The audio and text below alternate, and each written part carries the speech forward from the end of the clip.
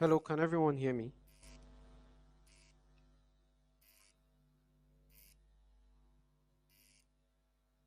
Hello, can everyone hear me? Please indicate in the chat box if you can hear me. Okay, that's fine. I think I'm having some issues with my camera, but if you can hear me very quickly, we'll start very soon.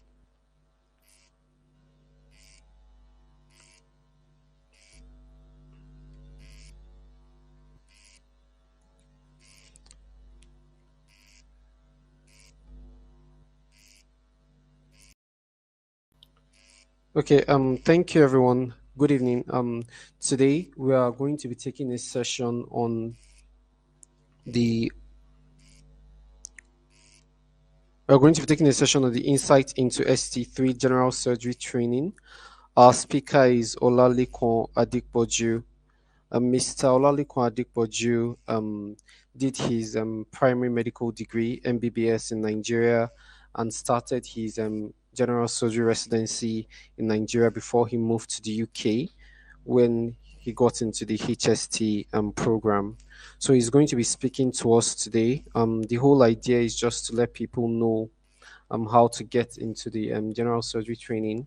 And also, we are going to be hearing his own personal experience and insight. So, I'll be moving on to Mr. Olalikun Adikboju in shortly.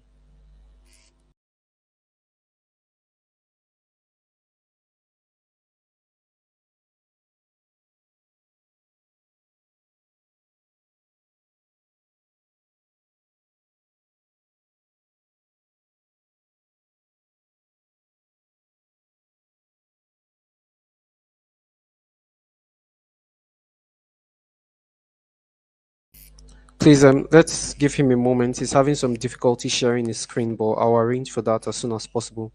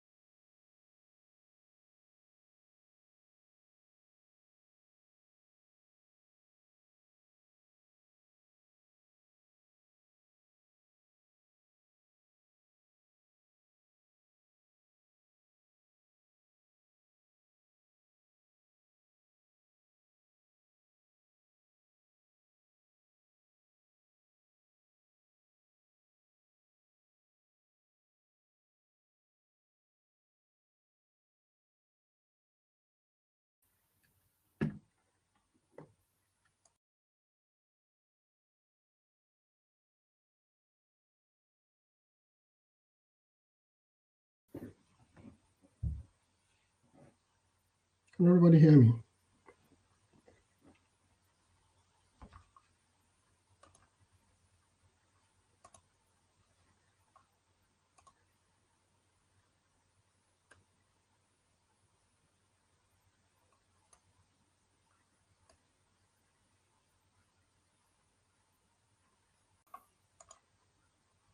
Okay, great. You can make us crack on. Hold on.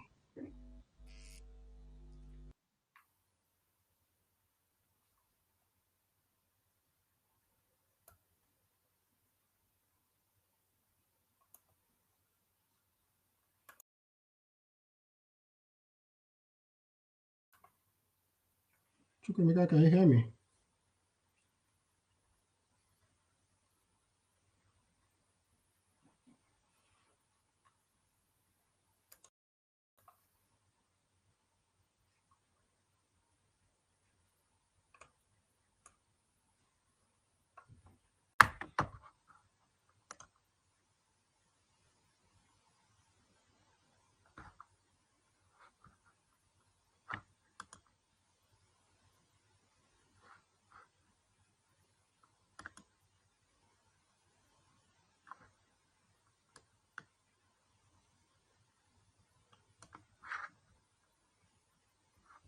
Shina, can we continue? Yes. Yes, please. You once you share your screen, the floor is on to you. Can please go ahead. Okay, perfect.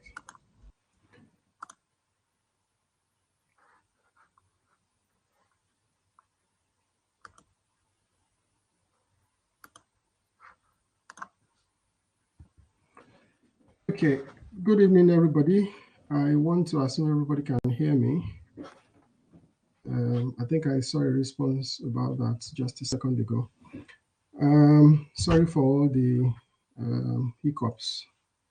Thankfully, we'll be able to troubleshoot now. My name is Ola, and our topic this evening is to look at the general surgery training. How do we build portfolio? And we will have a look at the application process and the interview. I think the bulk of our discussion will be around how to build portfolio because I think the most important thing, first of all, is for you to actually get an interview slot.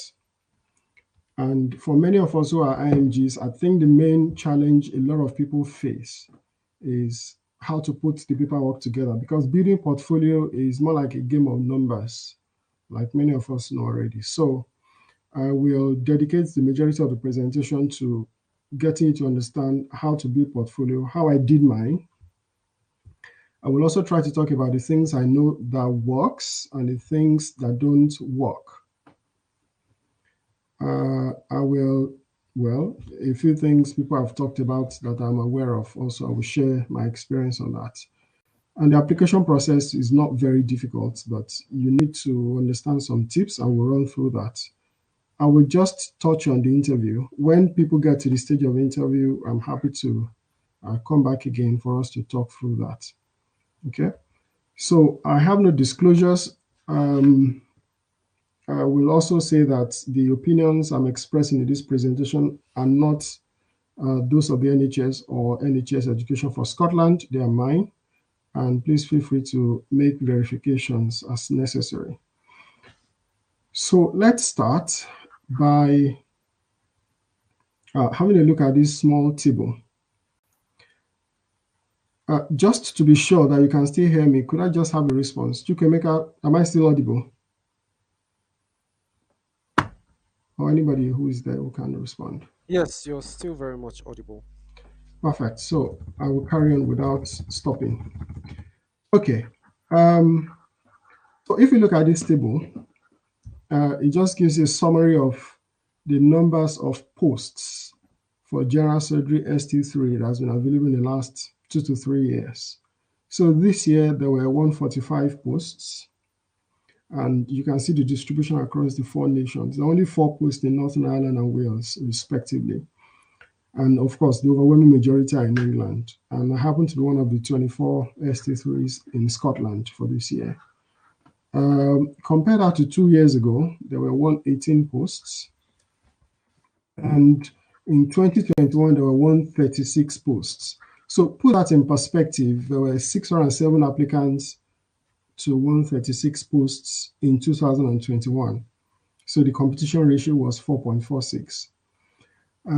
I am not aware of any official figures for this year just yet in terms of competition ratio, but what I heard is that there were about 730 applicants. So 730 applicants, 145 posts, that gives a competition ratio of about 5. So that tells you, you know, when 5 people apply, one person gets it and 4 people don't. So you can put that in perspective. For example, GOM ST3 this year, there were 38 posts and there were only 30 applicants. So, there are some specialties where there are more jobs than applicants, but that doesn't seem to happen for general surgery. And almost always they fill all the posts. So of course, we know there are some other specialties that are a lot more competitive. If we see cardiothoracic ST3, there were only 2 posts this year and there were 47 applications. So imagine that's about 23 competition ratio. So keep that in mind as we go along so that you understand why we are doing what we are doing and why we are paying attention to those things that I will be emphasizing. Well, I thought it was important to just mention this. For you to be eligible to apply for ST3 general surgery, you need to be a doctor, obviously, and you need to have GMC registration, or you should be able to have your GMC registration by the time you're starting the job. So if you're not GMC registered now, that is not a reason for you not to apply. You can apply, but you need to understand that you need to be GMC registered by the time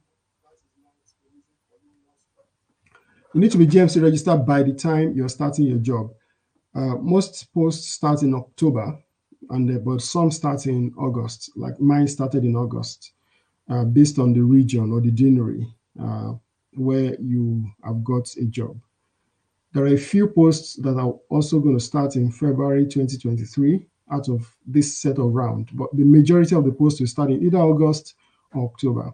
So you need to target that by the time you're starting in August or October next year, you should be GMC registered.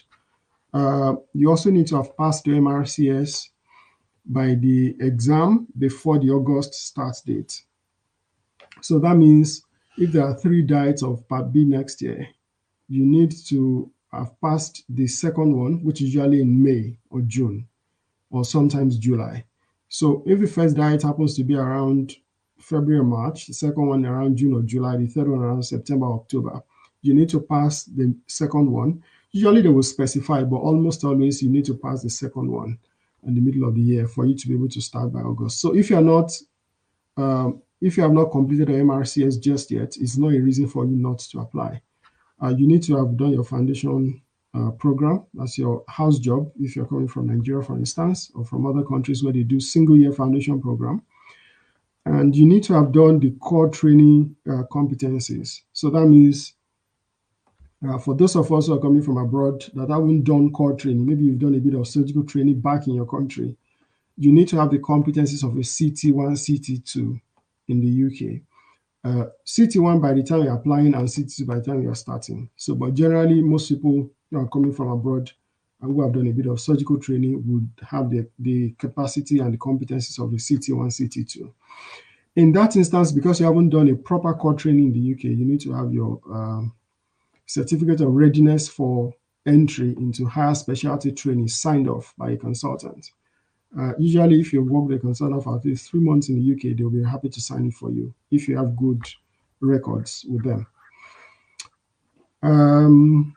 You also need to have completed the general surgery requirements for the core surgical training curriculum if you've gone through core surgical training. But if you're coming from abroad, you haven't done core training, but you think you can jump straight into HST, you need to have done at least 12 months of general surgery. That does not include the time you spent in general surgery as a house officer. So if you spend 3 months in surgery as a house officer, that doesn't count. You need to have at least 12 months of post-foundation general surgery experience for you to be eligible to apply for ST3 general surgery. And this is more like a desirable criteria rather than something definitive. If you've done more than 6 years in general surgery or vascular surgery, you are not eligible to apply for ST3 anymore because you are, in quote, overqualified. So you will meet people who are consultants back in their countries who want to come into the UK and start ST3. Many of them are overqualified because they spent more than 72 months. So you need to keep that in mind. All of these eligibility criteria are on this page. So if you scan that code, you should be able to get the PDF document that gives you all of these eligibility criteria. I'm going to keep this on for another 4 or 5 seconds, just in case anybody wants to scan that, and you can get a PDF straight away. Okay, I'll move on, and if we need to come back to this, we can always do.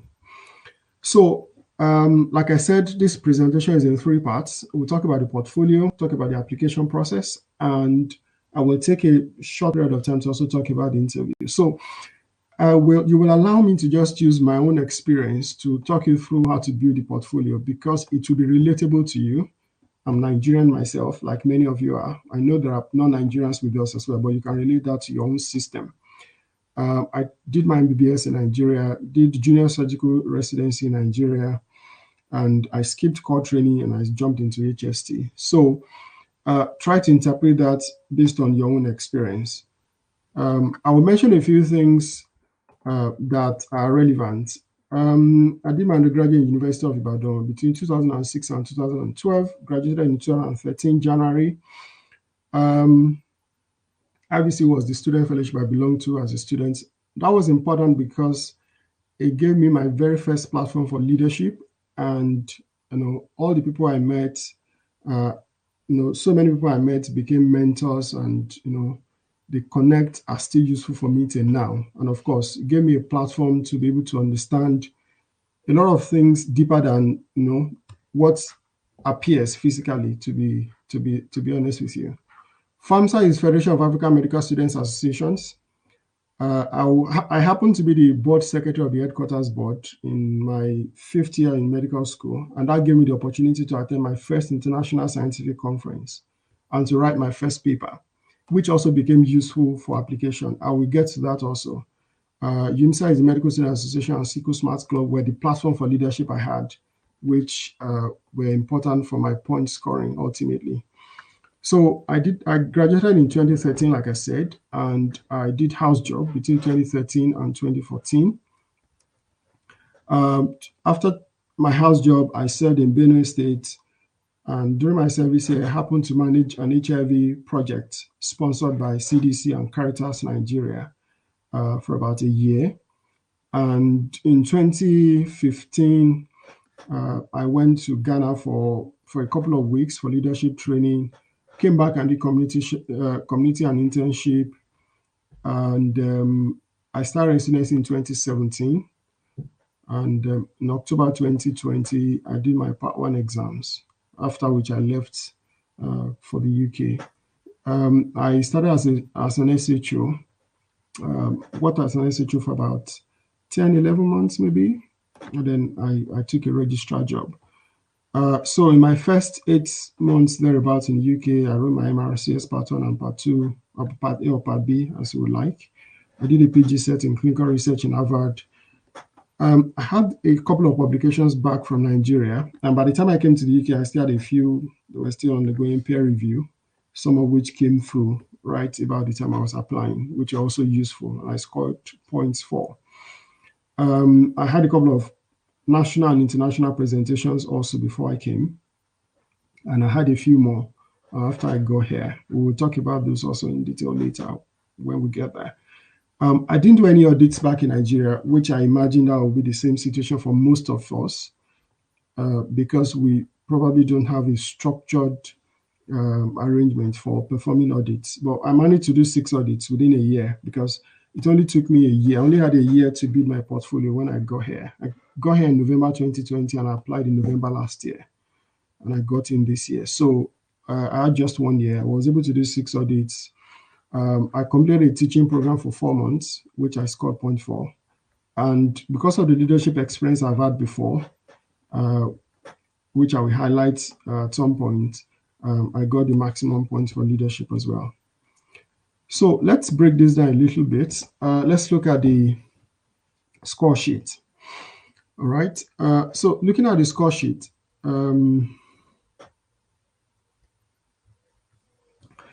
now this first question, I need you to pay attention to a few things in this slide. So it says by the end of July 2022, or by the completion of core training, as if this is later, how many months will you have spent in total in any job in medicine post foundation? Okay. So this includes clinical and non-clinical jobs in any specialty. So think about when you graduated. Okay. So for instance, I graduated in 2013. Okay. Post foundation means you don't count house job with it. So after house job, you start to count how many years you spent in any job in medicine post foundation. I told you about the fact that I did project management in Benue State during my HIV project management in Benue State during my service year. So I didn't count that as a job in medicine because I did majority of project management rather than working as a doctor during my service year. Benue State was known for HIV as HIV endemic area as at the time I served. I think the figures are better now. So I had that privilege and I documented that as project management rather than a job in clinical medicine. Okay, and of course, I went to Ghana for a couple of weeks, came back and did internship with an NGO in Ibadan, and then I did community service. I did a project in a village in Akinyele local government. So all of those periods, I erased them from my experience as a doctor in clinical medicine or in non-clinical medicine. I just documented everything as that one, project management, then leadership experience and all of that. But all the time I worked as a doctor, I put everything together. And ultimately, that brought me to this domain, which is 52 to 63 months. I think everything came to 61 months or so. That's a little over 5 years in total. So now this number is not a good number, okay? Because whatever you score here will then become the dividing factor for everything else you will get eventually. So if your number is high, it is not good for you.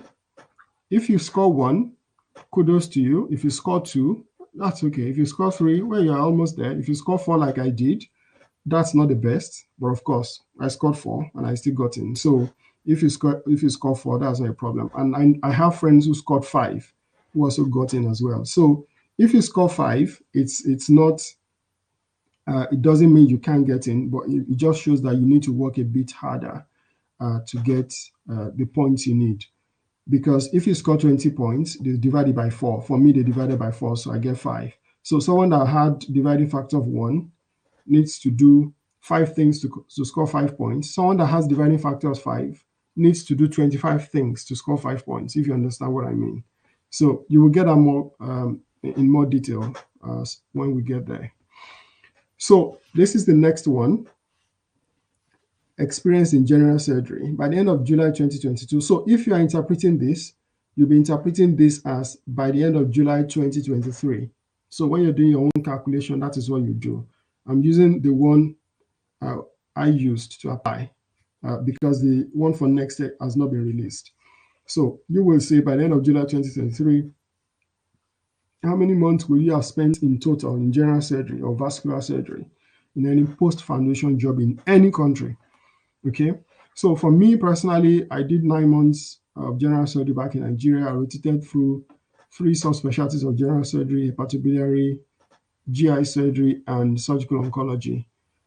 So that came to 9 months.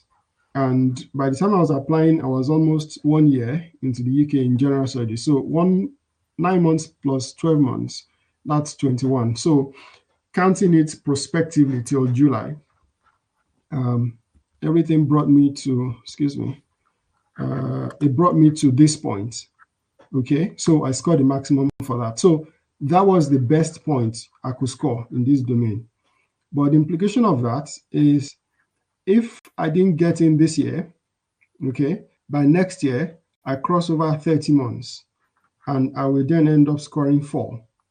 So I lose more points because I've spent more time in general study. So the more time I spend, the negative it is. So by the time you spend 5 years in general study, your point will be 1 in this domain. So the implication of that is if you spend 72 months, and even if you end up applying, even though you think you feel you're eligible, this is where you will have issues because your dividing factor will be 5 ultimately because you have even spent 6 years already in general surgery alone, let alone other jobs. And you will score just 1 point here. So your scores will be low. So the more experience you have, it's like a dumbbell shaped curve. So if you keep having more experience, you get more points. Once you get to the peak, it just crashes precipitously. So it's not the best case scenario if you've spent too much time. So experience in other specialties also count for you. If you've done at least 4 months in TNO, plastic surgery, neurosurgery, ENT, CTSU, A&E, IT, or pediatric surgery or urology, you get more points. Given that I did junior residency in Nigeria, I spent 6 months in plastic surgery, 6 months in urology, and 6 months in A&E as part of my rotations for part 1. So, imagine I already got all the necessary points to score 2 extra points for that. Let me just mention that the way to collect evidence for this, okay, is if you have, for those of you who have written part 1 before leaving Nigeria or before leaving your country for written membership exam of your college, you will have what we call certificate of training, COT, which is duly signed and stamped. You can use that. The other thing you can do is to get a letter from the head of department of your department to specify the dates that you did those rotations. Let them stamp and sign that letter on the letterhead, and you can use that because that's what I used, and there was no question about it. Okay. They also look at procedures you've performed, but interestingly, the only one they're interested in is appendicectomies. So if you've done lots and lots of laparotomies, they probably won't pay attention to that because you'll be taught how to do laparotomies all over again. But they sort of feel appendicectomy is more like the most basic of surgical operations that surgical trainees perform. So if you have done 10 appendicectomies, you get 2 points. If you've done between 25 and 39, you get 3 points. And between 40 and 100, you get 4 points. In my logbook for part 1, I think I had about 35 open appendicectomies. And within the 1 year that I was here, working as a teacher, and when I became a registrar, I think I had about 18 laparoscopic appendicectomies. I haven't done a single open appendicectomy since I've been in the UK, so it's all been laparoscopic. So I had 18 of that, and then I added that to the 35 that I brought from my logbook, which has been duly signed and stamped as well. And I merged everything together, got it validated by a consultant, signed and stamped, and it came to, I think it ended up being 43 or something like that in my logbook. So I got this point. So the way to show evidence for that again, because if you can't provide evidence, you haven't done it. Okay. If you're coming from, I imagine majority of people are coming from Nigeria, you have your logbook with you, which has been signed and stamped. If you're writing part 1, you will have submitted it and it will have been returned to you. So all the pages are signed. It would be good for you to have your logbook with you. And of course, when you come in here, you subscribe to e-logbook, and then you can log everything on there. It becomes verifiable. Then you can print out the consolidation sheets. It's very easy to generate, and then you can give that to a consultant to sign for you, and then you can upload that when the time comes for you to show evidence. So that wouldn't be a problem at all. If you've done more than 100 appendicectomies, they imagine you are too experienced. You are not trainable anymore. So you should explore alternative pathways to being a consultant, like the Caesar pathway, rather than going through training all over again. Okay. So please pay attention to that. Publications is another important thing. I'm sure people have talked about this from endlessly. I had first author papers. Unfortunately for me, I published them in journals that were not indexed on PubMed, because if they're not indexed on PubMed, you can't generate a PMID. and they were not reckoned with that paper. And the other one that was published in a PubMed indexed journal was a case report that was first author. So ultimately, I lost all the points for this domain. So I didn't get any points for this. So if you have any first author paper published in a PubMed indexed journal, that's grand. You get 2 points for each first author paper with PubMed ID. Okay. And it doesn't matter whether it's about psychiatry or about ONG. So far it is PubMed indexed and it's your publication, you'll get points for it. It doesn't have to be for general surgery. So the way to show evidence is you have the first page of the paper with the PMID, submit that with the evidences. They can easily verify that. All you need is just put the PMID on PubMed and then to bring the paper out. The other one, and the other thing I need you to pay attention to is there are some things that they will say at the time of you starting the job, and there are a few things that will be documented at the time of application. Okay, there are some things you can score points for prospectively, even though you haven't done them. Like you can say you will do MRCS before you start the job, and they will take it from you.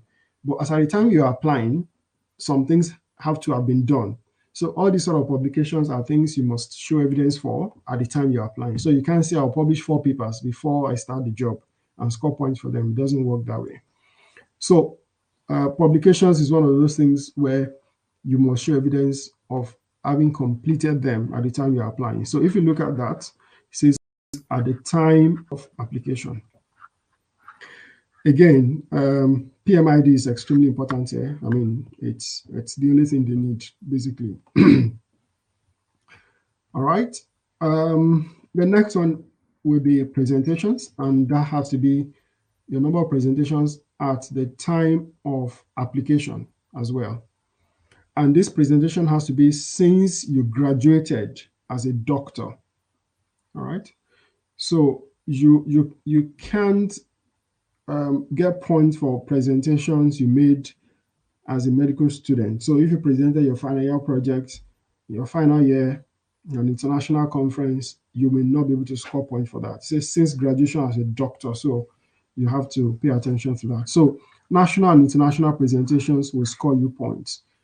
Please note you don't score points for poster presentations. You may do if you're applying for CST, but for HST you don't.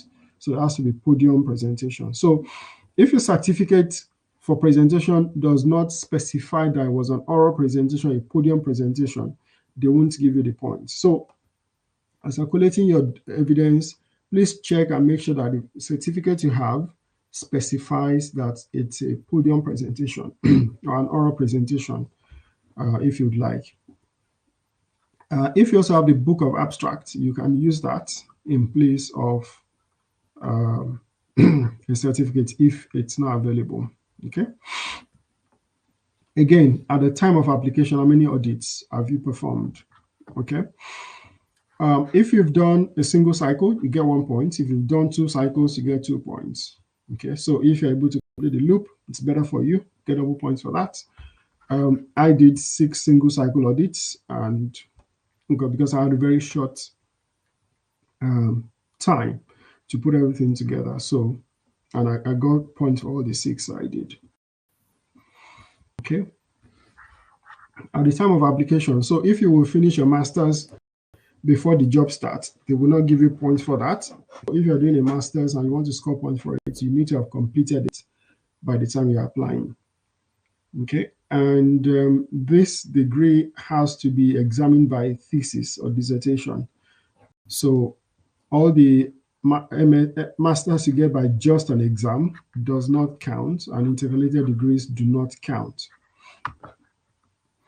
So master's, PhD, you get the points that we can see here. All right. Leadership and management, this is, I feel this is a bit straightforward, but if you have not been involved with leadership, you won't get any points here as well because you need to show evidence. In addition to the leadership experience I've talked about earlier, I sit on the board of 2 national or international organizations in Nigeria. And I mean, these are organizations with very extensive impact, and they are making lot of information available about them. So got websites and everything. So it was easy for me to submit letters from letter as a board member of those organizations, and to even attach their email, their website addresses for them to be verified. So you can imagine it was easy to get 2 points for that. So you need to think deep which management or leadership role you have at the moment, or you've had since graduation. Like if you've been a leader in your ARD, or you've been chief resident or something like that. So you need to just package out to get evidence for whatever it is you've done. Or if you've been organizing committee chairman for a NAD conference somewhere, or something like that. These are things you can get points for. Formal qualification in teaching. Well, personally, I did a PG cert, but my PG cert is not in clinical. Is not in medical education. My PG cert is in clinical research, because that's something I'm interested in. So I did not score points for PG cert because my PG cert is not in medical education. So, but I did a train the trainers, which is just a 2-day program, and that costs you £400, I think, 400. And if you book with another person, £360.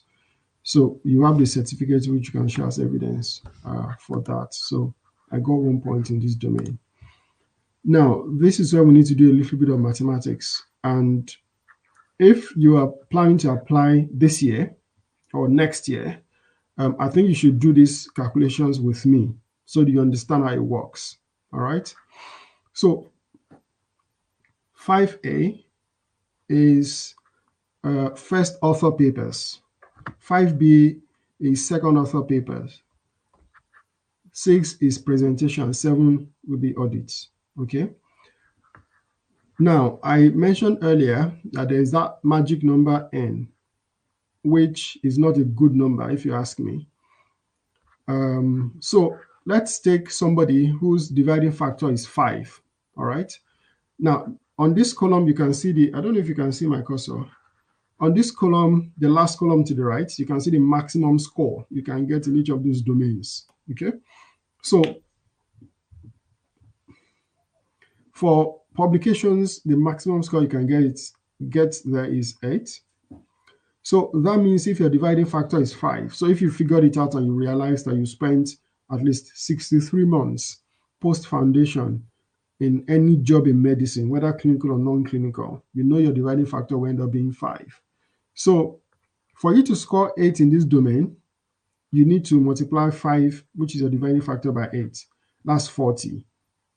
Okay, so for you to get 8, that means you need to score 40 points in this domain, because they will divide everything by 5, which is your dividing factor. If your dividing factor is 3, you need to get 24 points in that domain. Okay, that's what it means. If anybody is not clear, please, you can drop a message in the chat, and I can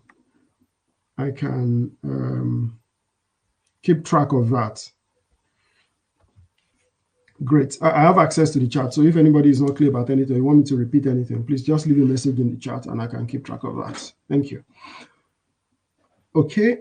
So like I was saying, hypothetically, somebody's dividing factor is 5.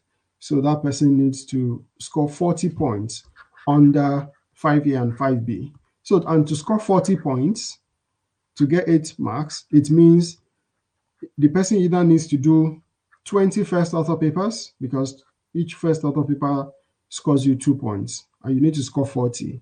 So you need to have 20 first author papers or 40 non-first author papers, all indexed on PubMed. And if you want to make a mix of that, you can do a bit of permutation to calculate what that is. So you can imagine some of us don't even have 5 papers, but you have to get 40 to get the maximum mark in this domain. Interestingly, somebody whose dividing factor is 1 only needs 4 first author papers to score the 8 points, but you need 40. You need 20, if you understand what I mean. So you see the difference. So the longer you spend, they expect you to have done more, and they demand more from you to score the same point as someone who hasn't spent so much time. The same thing to presentation. The maximum you can score is 2. So if your dividing factor is 5, you need to have made 10 presentations to score 2 points.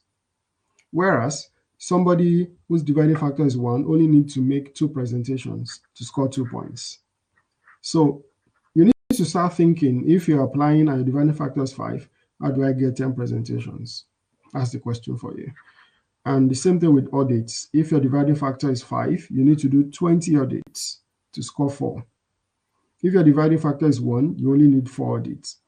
Interestingly, if you trained in this system, okay, and you are in core training, for instance, I have 2 medical students, year 5 medical students came up to me on Thursday and said, "Oh, we are thinking of doing audit." I said, "Fine, come up with a topic and let me know what you require, and I'm happy to support you." You know, so imagine a medical student does an audit as a medical student. In F1, it does one. In F2, it does one. In CT1, it does one. That's 4. So if somebody went straight from F1 to F2, from F2 to CT1, from CT1 to CT2, that person only needs 4 audits to get the maximum points here. But you, because of all the time you spent abroad and all the time you spent post graduation or post foundation, you are now 5 points down the line, the 5 point dividing factor down the line. You need 20 audits. And coming over here, starting a full-time job, chasing audits, chasing presentations, trying to write your exams is not easy, trust me, but it's doable. Very, very doable, but it's a lot of work. So this should make you to start thinking of how you will piece all this together. So we have an example that you've done in the table below, which is what I've explained uh, in the last couple of minutes.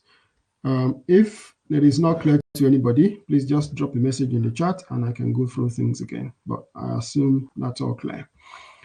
Now, what tips do I have to give you about this sort of portfolio and application process? First of all, you need to start early.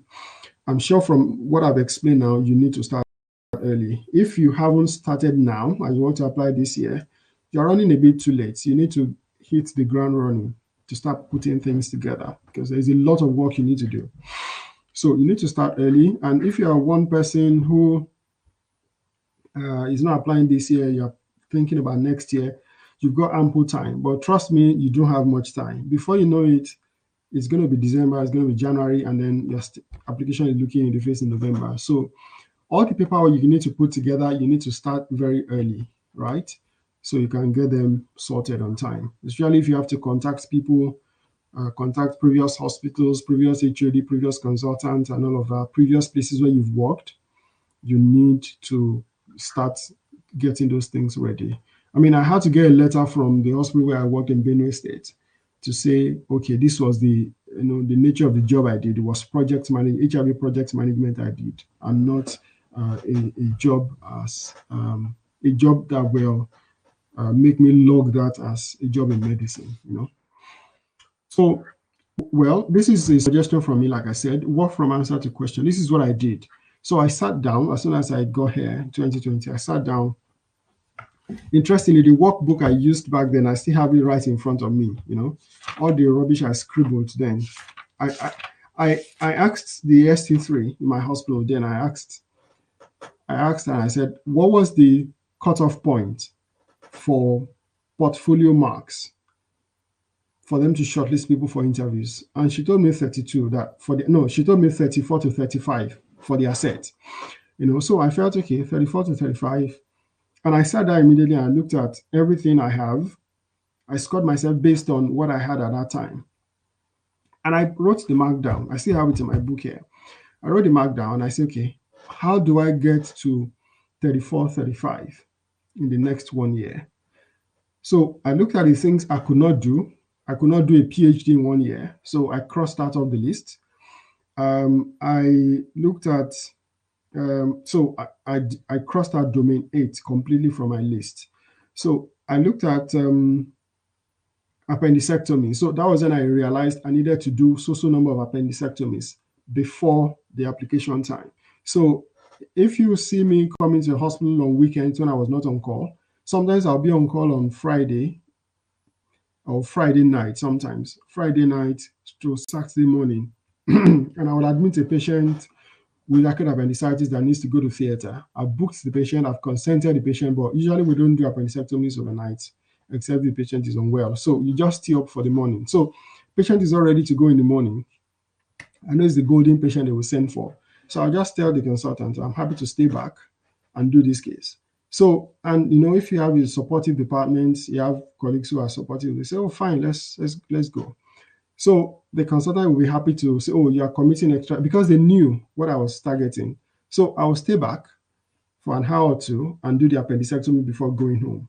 So because I knew I needed to get at least, because I had 35 in my logbook, I needed to do at least 15 to 16 or above that before I could get the maximum point. So I did that and I committed myself to it. And of course, it was more difficult when I was an SHU, but when I became a registrar, it was more straightforward because I had dedicated theater time. I had to do the appendectomies myself, usually sometimes with a consultant or with another registrar and things like that. So if you understand what I mean, work from answer to question. I already knew what I needed and I knew what to do to get what I needed. So you sit down, do all the mathematics. I've told you it's a game of numbers. Work out what you need to do and how to do them. Work out what you can achieve and what you cannot achieve. I knew I couldn't achieve a PhD. I couldn't do an MSc in 1 year part time. I'm doing an MSc now, but I did not score points for the MSc I'm doing now as at that time. So figure out what you need to do and how many things you need to do. I wrote down I need to do 20 first author papers. That was impossible. But I tell you what, score the same points for doing an audit and for doing a publication. You score the same points for doing a publication and for doing a presentation. Okay, so you can start and finish an audit within a week or 2 weeks, depending on if you have all the resources you need. You have the supportive colleagues. You have the audit team who are responding to their emails on time. You have the data you need and everything else. You can finish an audit within 2 weeks. Even if it is more than that, you don't have so much of burden on you. So I did not commit myself to writing PubMed index papers within a year. I just stuck to the ones already sent out to journals that were under peer review, and those were the ones that came through that are added to the ones already published. I focused on doing audits and I did a few presentations, which was what worked for me. I also looked at formal leadership. I'd already had that experience. I only needed to get the evidence. So I put all of those together. Qualification in teaching, I could not start and finish a PG set in 1 year. So interestingly, there are PG sets you can do in 6 months. You can do IED University of Warwick in 6 months. It's about 3,750. So if you plan to apply next year, you can start this September. They are about starting one now. So if you do that, you by April thereabouts or by mid 2023 you'll be done, and you can get that as evidence for your application next year. So I was already paying so much for the one I was doing in Harvard, so I wasn't ready to do another PG set. Combined with exams, combined with audits, combined with full-time job, it was practically impossible. So I deleted that off my list. So work from answer to question, sit down, see how you're going to get all these points and work out what you need to do to achieve those things. That is the way to go. That is what I did. And that's what I would suggest you to do. You need to position yourself appropriately. I mean, you can interpret that in many ways. What I mean by this is get yourself in a suitable environment. I remember when I was applying in November last year, I was in a department that was very supportive. I had trainers who, right from when I joined the department, I already told them what I was planning to do. So they knew all my moves were focused towards getting an ST3 number. So if I say, can I work on this project and do this presentation, they know I'm doing that for that purpose. So they were ready to support me. So if I say, oh, I need to do this appendectomy, I'm happy to dedicate a few hours to come and do this. I'm doing it because of a particular target. So by September, October, I got another job, which was better. The pay was better, everything else was better. It was a registrar job in another hospital in the same trust. And then I was going to leave. And then I sat down and I thought about it and I said, look, the witness inside me is saying stay in this department throughout the period of your application because all the paperwork you will need, all the, all the support you will need, you will get it here. So I stayed there. I stayed there with the job throughout the process of application, and I left eventually in April, after the whole process was over. So if you find yourself in the midst of the good people in a supportive environment, stay there because you will need that support if it works for you. If you don't, you may need to find a better environment. Maximize opportunities around you. It was recently, when I had a bit more exposure, that I realized that I missed a lot of opportunities around me. Recently, NME Oyo State had their week, and they had a session for what's it called, scientific conference. These are things that people don't send very superb abstracts for. You can just sit down with your consultant. Some of the things we present as grand rounds, for instance, in UCH. Those of you who work in UCH will know we do some really fantastic work for grand rounds sometimes. We through case notes, very solid work we put together sometimes for grand round, and that's all it. We just present in the grand round, and that's it. Some of those things will be accepted for podium presentation in some of these small gatherings, scientific conferences. Well, I mean, the competition is not very high. They're not looking for papers that has 192,000 subjects in the series. No, even if it's just 50 patients you surveyed that you present in grand round for a very interesting topic, they will accept it, and then you do an oral presentation. You get a certificate for that. NME or your state will invite everybody across the country. That's a national presentation. You get certificate for that, and you are not leaving UCH. You will do your presentation there. That's just a typical example. I'm sure other hospitals too have things like that. The orthopedic department in UCH recently, or I don't know if the conference has held yet, they have this limb reconstruction conference hosted by UCH. And I know UCH does quite a good number of limb reconstructions. So, since they started, I know residents can come together with concern and say, let's do an audit of pin site infection or osteomyelitis in people who have Elizarov compared to LRS, things like that. And you just submit it to that conference. It's just them, among them. But a national thing. It's National Association of Limb Reconstruction Surgeons or something like that.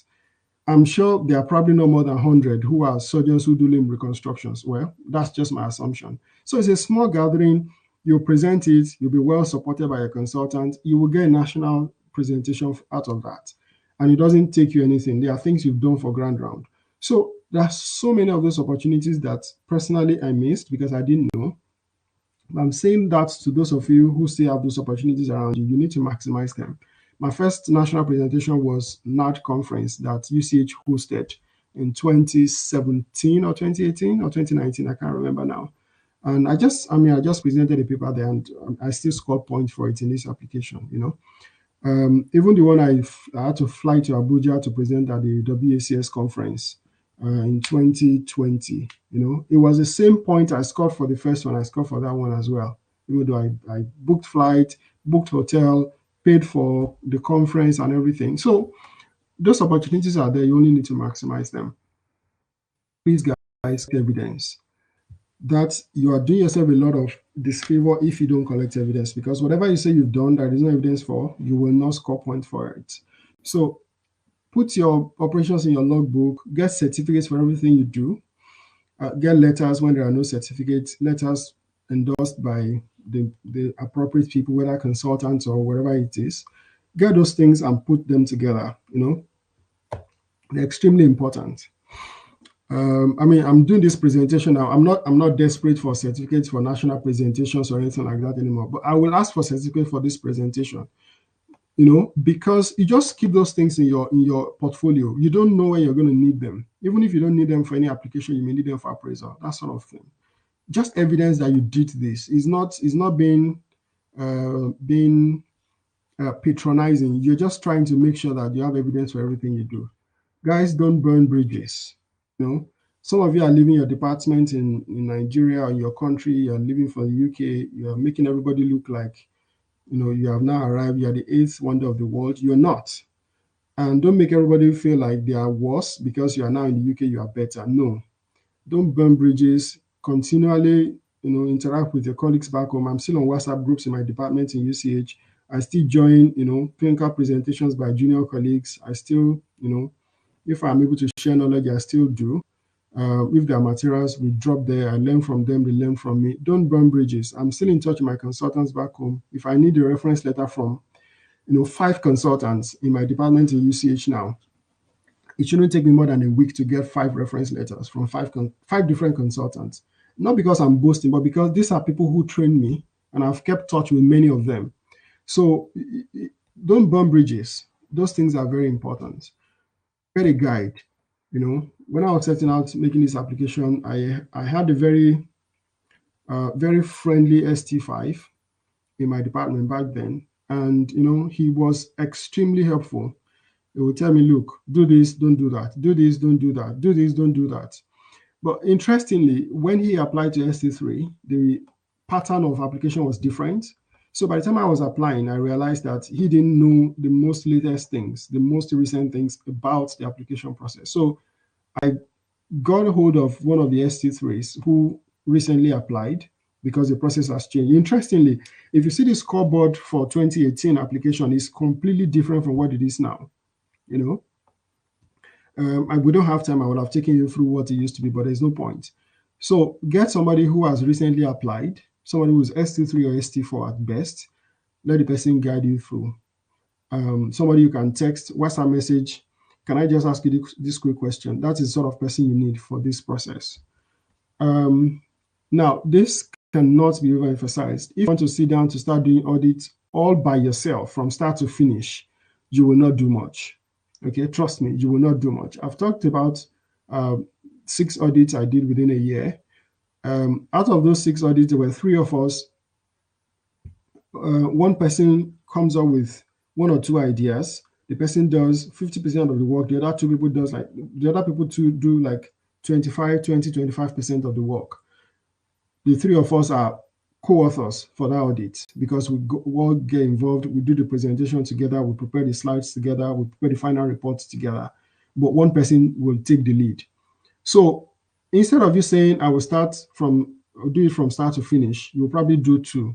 But if you distribute that energy among 2-3 people who have the same ideas, you will do 6 in the same period of time. So you need to find people who share your opinion, people who share your same vision and ambition. And then that is what's going to drive you along. That's the same thing with publications and presentations. If you want to do it all by yourself, you will struggle. You need to choose appropriate courses. Basic surgical skills is almost always mandatory. If you've done basic surgical skills in your country, you can claim for it here once you have appropriate certificate. I didn't repeat BSS here. I did CRISP course. I did ATLS. I did core laparoscopy skills course. I did quite a load of courses, but you need to choose the appropriate ones. Some are expensive, super expensive. Core lab was £1,100. I got a 10% discount as a member of the Royal College, but some of those courses are super expensive, trust me. But if you choose the appropriate ones and you have the support, don't be a lone ranger. If you want to start everything from start to finish by yourself, you will struggle, like I said. Get other people who are doing the same thing involved. It may not be in your hospital. If you have in your hospital, that's fab. If you don't, even if it is in another hospital, keep carrying each other along and you will do well. Guys, you need to have a plan B. Okay, like I told you, it's not everybody that applies for this that will get it. If you come to the UK with the expectation that I will get into ST3 by fire by force, if you don't get it, what's the plan? It's super easy to get frustrated in this system. Especially if you are a surgeon in your country and then you come here, you're working as SHO, planning to get into ST3. ST3 is not coming through. They are using you to plug shifts, service posts, as they said, and all of that. At some point, you get tired. You feel frustrated. You feel like what you came for is not successful. What is the point of moving to the UK and things like that? And so many people in that situation, which is not easy, to be honest with you. You need to have a plan B. If you don't get it, what's your plan? Are you going to go through the Caesar pathway? Are you going to do something else? Are you planning to, you know, you need to have a plan B, trust me. Do you want to go academic? You want to continue as a specialty doctor, get competencies in a particular specialty, be an osteopathy specialist. Hopefully, you can become a consultant through the Caesar route. Whatever it is, there has to be a plan B. That doesn't sound like a nice thing to say, but it's not everybody that applied that will get it. But I'm just giving you all the facts you need to have, and then you can make an objective assessment yourself. Now, let's talk about the application a little bit. Interestingly, they have updated the timelines for the next application round. Okay. I think that just came out a week or two ago. So vacancies for the next SC3 application will come out on the 16th of November this year. That's just a little over 2 months away. And applications will open just a day after. Applications usually close 3 weeks after they open, after vacancies open. Bear with me. And early December, applications will close. And then towards the end of December, they will look at all the eligibility criteria and weed out people who are not eligible to apply in the first place. So if you're not eligible to apply in the first place, they will weed you out, and then they will do what we call long listing. So after they've long listed, they will then send emails to everybody around late December, early January, and say, upload evidence for everything you've scored yourself for. So at the time you're scoring yourself, you will not upload evidence. I think the only thing you will upload at that time is your, if I remember well, your CREST form. Yeah, you have to submit your CREST form at that time you're applying. And I think they asked for MRCS as well. If you've started the process or if you've completed it, you need to upload evidence at that time. So ineligible people are weeded out at that stage, and then the long list, and then they ask everybody to submit evidence. So each single point that you've scored yourself will then be assessed against the evidence you've provided. And they will then give you a mark. Say, you overscored yourself in this domain. You overscored yourself in this domain. So somebody may score themselves, someone may score all these points this way, arranged, and then they'll say, this one crossed out, you've overscored yourself. This one crossed out, you've overscored yourself. This one, you underscored yourself, we increased your points, that sort of thing. So I think when I submitted mine, my mark ended up reducing by 1. They said I overscored myself in 2 domains, but I underscored myself in 1 domain. So eventually I lost 1 mark. So when they release those marks, they will then open up a window for appeal. So if they have unjustly reduced your mark, you can appeal at that point in time. When you appeal, you then have to clarify or submit more evidence to show that they wrongly reduced your mark, if you understand what I mean. So if you think, they did not score you for some publications you made, you can then say, okay, I have the PMID, this is the paper itself, blah, blah, blah, blah, and submit it again. And then they review those appeals and then finalize the points. So when they've now finalized the points, when appeals have closed, everybody have accepted the points they've given them, they will then shortlist. So when they shortlist, everybody shortlisted then go to interview. Okay. Interviews will be between January and April. I had my interview this year on the 5th of April, if I remember well. So early April, thereabout, late March, early April, you will have your interviews. I need to warn you that general surgery generally tend to be slow. So you may hear your colleagues in T&O or urology getting decisions and all of that, and you in general surgery haven't got anything. Just relax. When they say we will release offers on so day, expect that they will postpone it. For some reason, it happened like that the year before, happened like that again for us. So I imagine it may happen again. So just keep calm and expect that sometimes there will be difficulties with sorting those things and they will delay. So after interviews, usually within a week or 2, the first wave of offers will be released. If you don't get an offer in the first wave, don't panic, relax, wait for the next wave, because when they give the first wave, some people will reject, some people will say they don't want, so they will give another wave of offers, usually like 3 or 4 waves. Some people won't get onto the final wave. So just calm down and hope for the best. All right. Once you do your interview, it's out of your hands already. So everything is left to where you find yourself in the hierarchy and if it gets to you. Excuse me. To keep it in perspective, like I said, the official figures haven't been released, but from what I heard, about 730 applied this year, and we were 272 that were interviewed. I think it was supposed to be 282 or so, but maybe some people didn't show up for the interview. 272 were interviewed ultimately, and out of the 272, 145 jobs. You imagine that's close to half of the people that were interviewed did not get jobs. But what you need to do first of all is to get yourself to that point of being among the 272 or that rough number that will be interviewed. So out of 730, some people were kicked out for not being eligible, and then some people were shortlisted out because they cannot interview everybody. So you need to get to the interview first, and then you take it from there. So when you eventually get the offer, usually by April and early May, by August or October, usually you will have to start work next year. And a few people will start in February 2024. Okay, so you can scan this QR code for where I found this table from. All right, so this is my, I don't know how clear this is. Let me see. Okay, let me blow it up a little bit. Maybe that helps.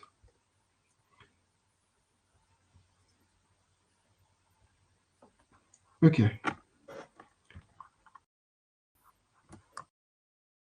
Right. So this is Oriel. This is the platform where you will. There are different panes. I think I just grabbed this page from my dashboard. See my dashboard document, applications, preferences, messages, interview, offers, etc. So if you come down here, you can see urology ST3 and you can see general surgery ST3. Okay. You can see both because I applied for both urology and general surgery. And if you see urology, you will see shortlist unsuccessful. So I was longlisted. By the point of shortlisting, they kicked me out.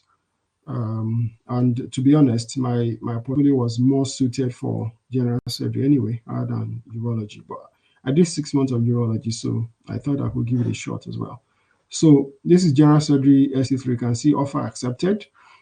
And here, this is quite an interesting thing to see. When you apply, it ticks this box and says completed. When you get longlisted, it ticks it and says completed. When you get shortlisted, it ticks it and says completed.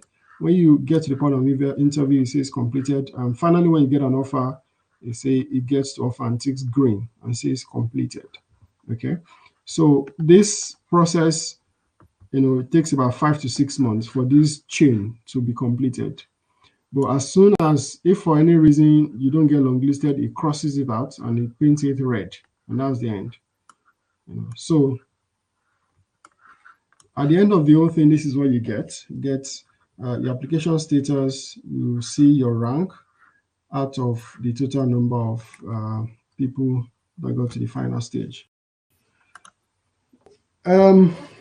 Let's run through a few things about the interview. I think we need to wrap up soon so we can have some time for questions before 9. For this year, the interview held online on Teams. You need to be in a private room or a private office, good internet connection. You need to show them the room before the interview starts. You need a photo ID so that they are sure it's the same person. It lasted for about 30 to 35 minutes or 2 scenarios. You will have 8 minutes to read the 2 scenarios. You can write during the time you're reading the scenarios. So you have a pen and a paper with you, which is supposed to be blank. They will check all of that before you start. 1 clinical scenario and 1 management scenario, management or leadership, so to speak. And then they will have some time to discuss your portfolio and your career with you as well. So that's the point where they can ask you, you say you've written 5 papers. Tell me the one that is most important to you and tell me what were the main findings of that paper, that sort of thing. Or they can ask you, since you applied, the interview is going to be sometime in March, April, and you applied in November. They'll say, since you applied, what else have you added to your portfolio? So those are the sort of questions you get at that stage of portfolio discussion. Usually, you get two or three interviewers who are usually consultant surgeons themselves. There are rumors that everything will go back to what it used to be this year because COVID has gone. And what it used to be would be interviews that were usually face to face, and you will need to come with your portfolio in hardback. So people will come with massive, massive folders, very nicely demarcated, colorful and all of that, with all the evidences of everything you've done. So to be like a PhD thesis, that sort of thing. I mean, we didn't do that because everything was virtual. But I imagine I'm hearing rumors that it may go back to that. Nothing is confirmed yet. I don't have any official information, like I said, but I'm just giving you heads up that that may be the situation this year. And the interview may be in the form of OSCE. So watch out for that. So you have to go into one room, demonstrate a skill, go into the next room, do a clinical management or a clinical scenario, go to the next room, leadership scenario, go into the next room, discussion about portfolio and things like that. So I think you should prepare your mind for that if you're applying this year. For interview preparation, there are lots and lots of things to say, but we keep it at this for now because we are not just there yet. I need a study partner. I think that helped me. Femi was my study partner. We both got ST3 numbers. He got a number in Yorkshire, and I got mine in Scotland. So a study partner really helps because you're going to the interview to do something. So you may as well just start doing that thing before the interview comes. So you need to practice and practice and practice. There are loads and loads of study materials, but I do not have any affiliations to these two. I do not get anything from them, and they have not paid me to advertise. But these were the resources I used. I thought they were helpful. Medibody, especially, you know. There are loads of buzzwords that you need to have in your armamentarium for the interview. Lots and lots of buzzwords. When you're talking, you need to be saying those things. It's when they hear those things, they know you are talking. When you're not saying those things, you're not saying anything. So, I mean, those are things we can talk about more when we get to that stage. I think mock interviews really helped. Like I said, I worked in a department that was extremely supportive to me personally. I don't know what other people's experiences have been in that department, but trust me, I think that department was one of the major factors that pushed me to getting all the things I needed to get. I had mock interviews with four consultants in two groups. Two consultants organized a face-to-face interview for me, put me on the spot, and drilled me for 30 minutes exactly how the interview would be. I made all the mistakes I needed to make. They corrected me. And then another two consultants did theirs virtually. They dedicated their time, and I'm eternally grateful to them for their support. Out of hours at 9 p.m., they dedicated time, and then they, did it for me virtually, drilled me thoroughly for about 30, 35 minutes. And, that really helped me to prepare for the real interview. So by now I was doing the real interview, it just felt like, oh, I've done this before, that sort of thing. Of course, the questions were completely different, but the whole setup was about the same. So mock interviews will really help. Even if it's not with consultants, if it's with people who have done interviews before, senior ST3s, ST4s, ST, or even ST8, some of them are already joining consultants to interview for core training, so they know how it is for ST3 interview as well. All right, so I think we'll stop there. This handbook is very informative. So if you scan this QR code, take you to the handbook that I took lots and lots of the material I've used for. And this last website is where you find everything you need to know about the application process. This last website here is the repository of all the information. So everything I've used here, these are the sources, and you are welcome to scan the QR code and get the documents. I will stop at this point, and I am happy to take questions. If we can pop them in the chat, we can crack on from there. Or if there's anybody who wants to, well, let me hand that over to Chukwemeka to decide what to do with that. Mm. Okay, thank you so Okay, I much for your think there are a few time. questions in the box already. Yes, we do have a few questions. Two questions from Amazing. Carlo. Okay, UK has posted a few questions. Is the WSCS logbook procedures not accepted without putting it in the e-logbook list? So, personally, what I did was okay, so the simple answer to your question is yes, it should be. But I imagine my logbook is going to be the same as yours. In the front 2 or 3 pages, there is somewhere where HOD is supposed to sign, residency training coordinator is supposed to sign, another consultant is supposed to sign, and it should be stamped. And each procedure is supposed to be signed at the end, if you understand what I mean. So if all of that was done for you, I think you can use that without putting it in e-logbook. The reason I put it in e-logbook was because I was combining my open appendectomies with my laparoscopic appendectomies, if you understand what I mean. So I thought it was just better for me to just log everything into e-logbook. But because I was doing those in retrospect, I was recording procedures I did in 2017 into e-logbook. So I wanted to just have a backup evidence that this is where those procedures came from. So I put them in there. I'll open appendectomies. More so, I know, in the UK, people don't routinely do open appendectomies, except maybe if you're doing laparoscopically and it gets complicated or something like that. So it was easier for me to just do it that way. So I scanned the consolidation sheet, which was signed and stamped by consultant with their GMC number, and I then scanned the relevant pages of my WACS logbook under that. So in the same PDF document. So it was about 8 pages or so. So the first page was the consolidation sheet. The second page was the page signed and stamped by HOD and residency training coordinator, and then the relevant appendectomy pages on the WACS logbook. So if you do that, there shouldn't be any problems.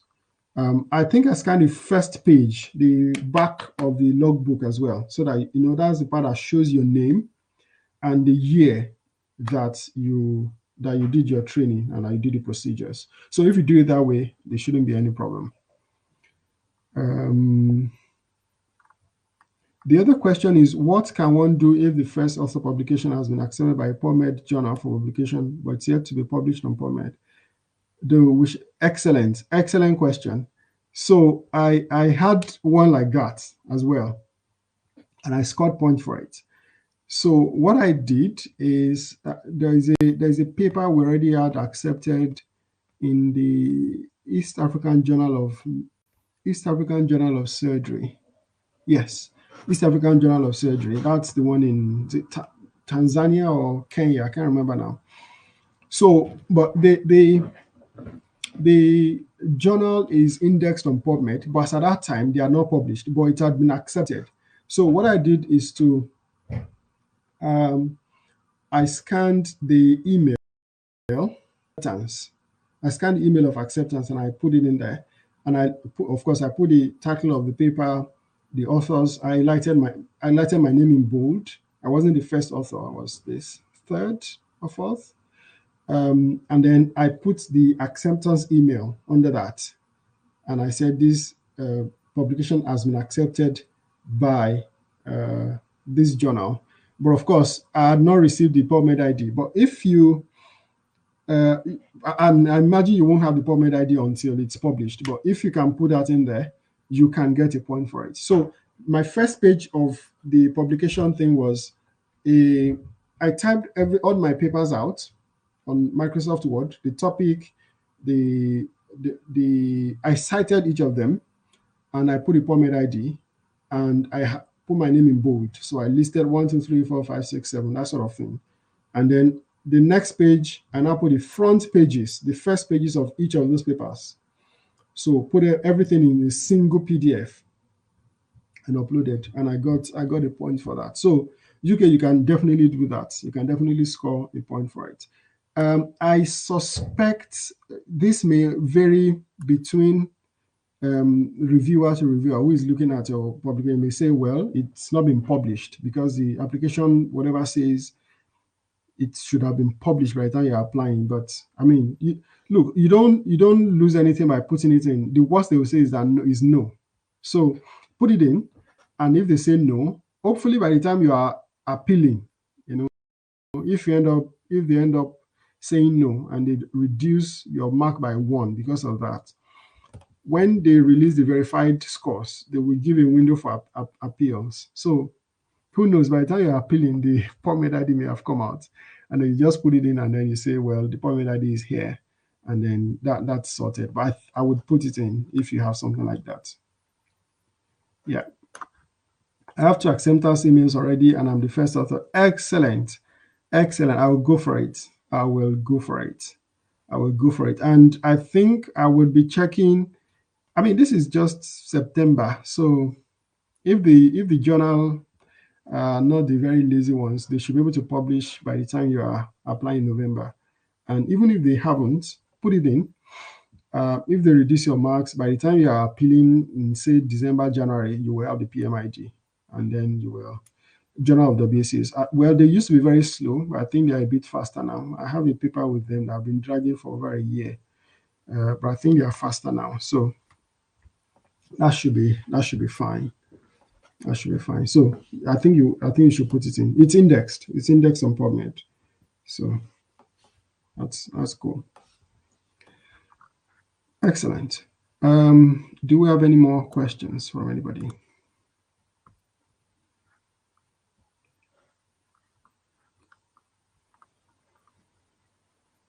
No, I don't think we have any further questions at this time.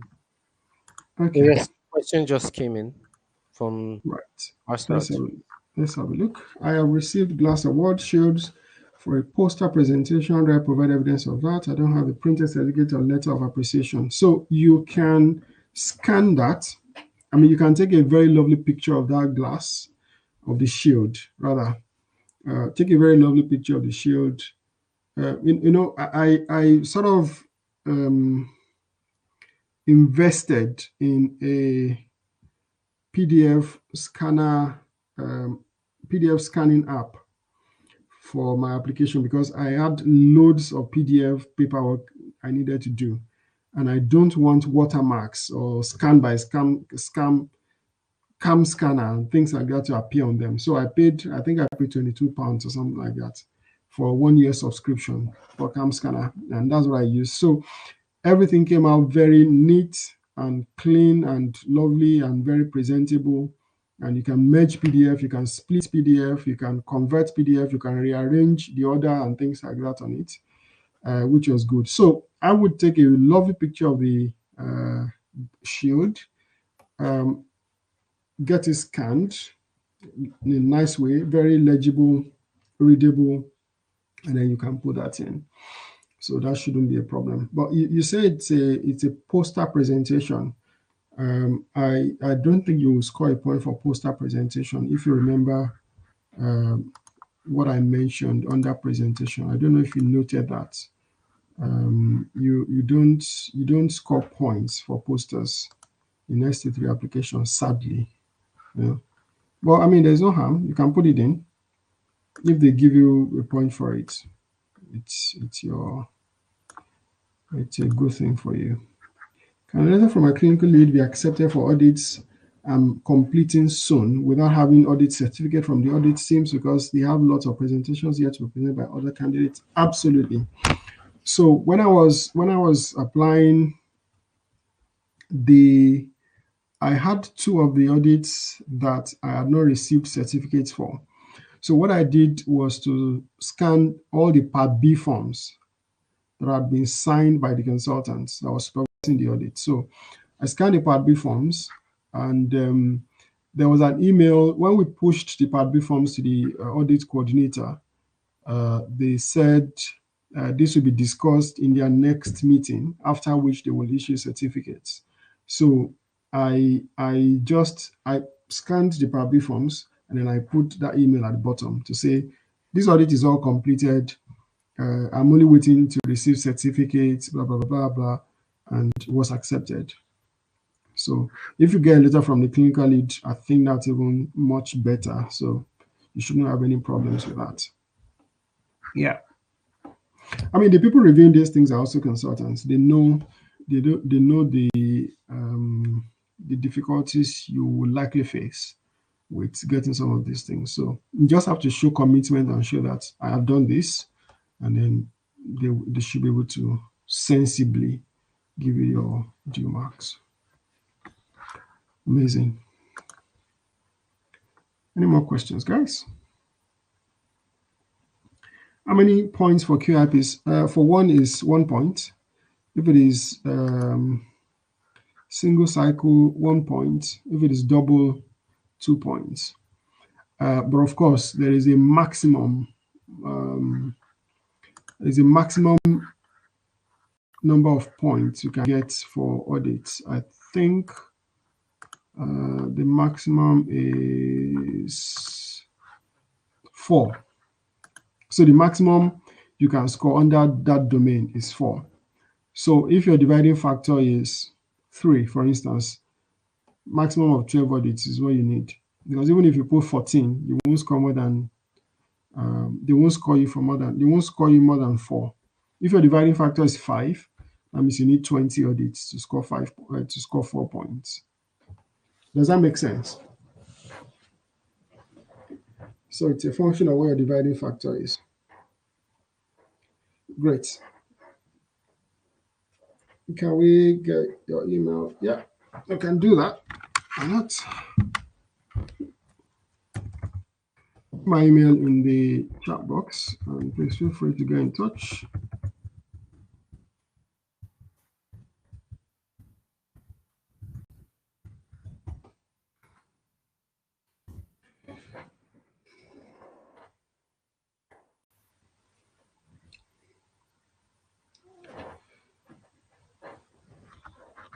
Okay, so should we wait a minute or two? If there are no questions, we can call it a day. Does that sound good to you, Chukwemeka?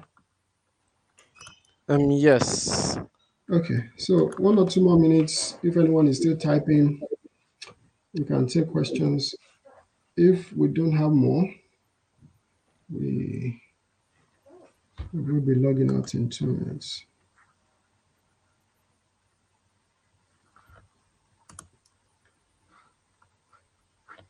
Okay. The international collaborative papers counted. If you're talking about things like COVID surge and all of that, they are counted. So far, they are indexed on PubMed. I heard there was a paper co-authored by about 10,000 people. COVID surge was done in such a way that even if you just collect data, you're a co-author. So I think people are scoring points for that. So absolutely. So go for it. If you have COVID surge papers, PubMed indexed, you're rolling in the dough. Just go for it and submit it to get your points.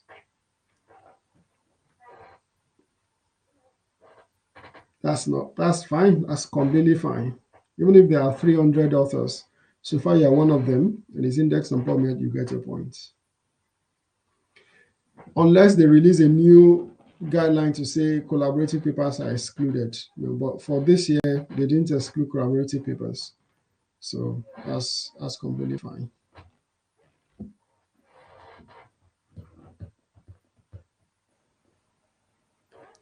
Okay. Great. I think our time is fast spent, so Yeah, come to an end now. that's okay. If you have any further questions, please send them via email to the speaker. The email is Okay. provided in the chat box. Will I take this last question before we go? All right, When that's are fine. ATLS, CRISP, and train the trainers counted? Train the trainers will come in under teaching. You score 1 point for that. If you have PG set in teaching, you score 2 points. ATLS and CRISP. So in previous years, there is a domain for courses, or there was a domain for courses. But in the last 2 years, since COVID started, they've erased that domain. But there were rumors last year that they will bring that back this year. So you may be able to score points for courses this year. If not, you will get points for it at the interview when they say, tell us your commitment to the specialty. So, and then you say, oh, I've done this, I've done ATLS, CRISP course, blah, blah, blah. You rattle them. That's what I did because I spent a lot of money doing those courses. Luckily for me, I had a bit of study budget for my previous trust, but I had to pay out of pocket for a good number of the courses. So you will score points for that at the interview in a way. It's not like there's a domain for scoring points for it at the interview, but you will make a case for yourself to say, I've done this, I've done that, I've done this, I've done that. And you see them scribbling and putting marks on the sheet for you. Okay. But who knows? In the application this year, it may come back. Excellent.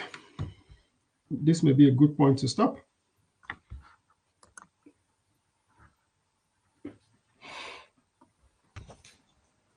All right. Thank you so much, Mr. Olalikwan. Thank you so much for everyone who attended. You can, like I said, you can send any other additional questions you have to Mr. Olalikwan via email. Thank you again, and have a lovely night, everyone. Thank you. Bye, everyone. Good night.